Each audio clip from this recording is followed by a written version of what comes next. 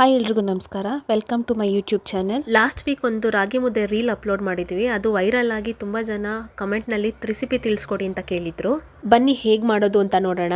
ಮೊದಲಿಗೆ ಒಂದು ಗ್ಲಾಸ್ ನೀರು ತಗೊಂಡು ಅದರಲ್ಲಿ 1/4 ಭಾಗದಷ್ಟು ನೀರನ್ನು ಪಾತ್ರೆಗೆ ಹಾಕಿ ಚಿಟಿಕೆ ಉಪ್ಪು ತುಪ್ಪ ಹಾಕಿ ಮಿಕ್ಕಿರೋಂಥ 1/4 ಗ್ಲಾಸ್ ನೀರಿಗೆ 1 ಸ್ಪೂನು ರಾಗಿ ಹಿಟ್ಟನ್ನು ಹಾಕಿ ಚೆನ್ನಾಗಿ ಮಿಕ್ಸ್ ಮಾಡ್ಕೊತಾ ಇದ್ದೀನಿ.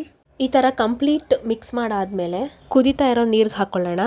ಚೆನ್ನಾಗಿ ಕುದ್ದು ಹುಕ್ ಬರೋದಕ್ಕೆ ಸ್ಟಾರ್ಟ್ ಆದಮೇಲೆ 1 ಗ್ಲಾಸ್ ನೀರಿಗೆ 3/4 ಲೋಟ ರಾಗಿ ಹಿಟ್ಟನ್ನು ತಗೊಂಡು ನಿಧಾನವಾಗಿ ಸೇರಿಸ್ಕೋಬೇಕು. ಅದಾದ ನಂತರ ಒಂದು 5 ಸೆಕೆಂಡ್ ಹಾಗೆ ಬಿಟ್ಟು ಚೆನ್ನಾಗಿ ಒಂದು ಹದಕ್ಕೆ ಬರೋವರೆಗೂ ತಿರುಗಿಸ್ಕೊಂಡು 2 ರಿಂದ 3 ನಿಮಿಷ ಲಿಡ್ನ ಕ್ಲೋಸ್ ಮಾಡಿ ಹಿಟ್ಟನ್ನು ಬೇಯೋದಕ್ಕೆ ಬಿಡಬೇಕಾಗತ್ತೆ.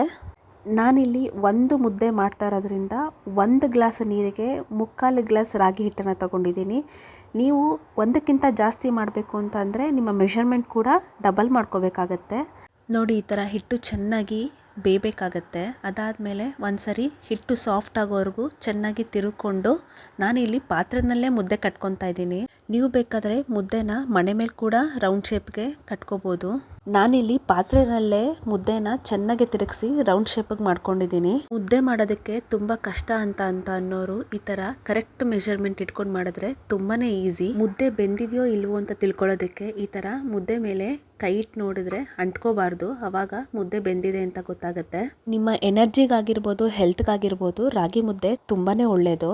ಈ ವಿಡಿಯೋ ಇಷ್ಟ ಆಗಿದ್ರೆ ಲೈಕ್ ಮಾಡಿ, ಶೇರ್ ಮಾಡಿ, ಚಾನಲ್ಗೆ ಸಬ್ಸ್ಕ್ರೈಬ್ ಮಾಡಿ. ಕಮೆಂಟ್ನಲ್ಲಿ ಹೇಳಿ ನೀವು ಮುದ್ದೆ ಯಾವ ಥರ ಸಾರಲ್ಲಿ ತಿನ್ನೋದು ಅಂತ. ಮತ್ತೆ ಮುಂದಿನ ವಿಡಿಯೋನಲ್ಲಿ ಸಿಗೋಣ. Thank you for watching.